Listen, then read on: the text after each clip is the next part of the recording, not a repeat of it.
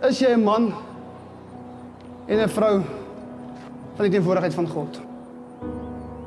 God se teenwoordigheid.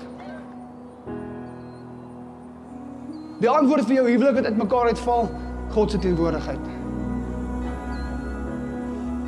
Die antwoord vir jou besigheid wat besig is om bankrot te speel, God se teenwoordigheid. Die antwoord vir jou kinders wat weier om die Here te dien, God se teenwoordigheid. Jy wat sukkel met angs en depressie en hopeloosheid en vrees, God se teenwoordigheid.